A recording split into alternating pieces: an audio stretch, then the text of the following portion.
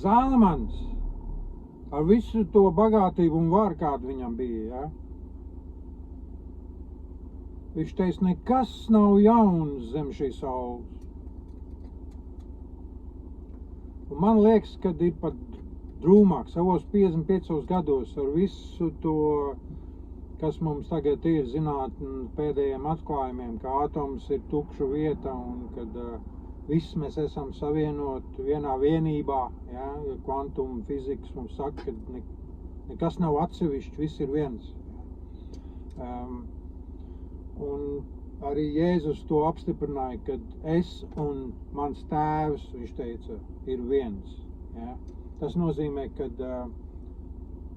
es un Jēzus ir viens, tu un Jēzus ir viens.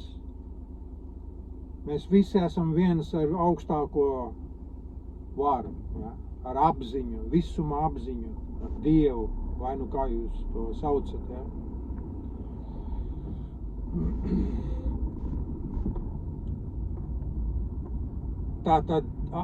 Tā apziņa tagad ir tāda, kad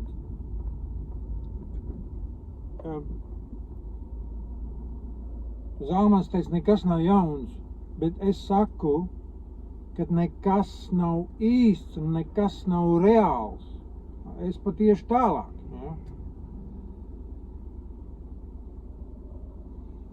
Bet kā mēs to pielietosim tagad tajā mirāžā, tajā sapnī? Kā mēs šo ziņu pielietosim?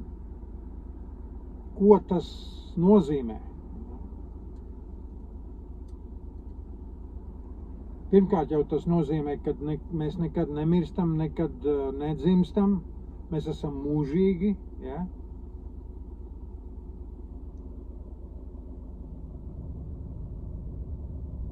Bet kā mēs to pielietojam šajā spēlē, ja? Šajā mirāžā, šajā sapnī? Iesprūd trafikā, vispār nekur netiek vairāk.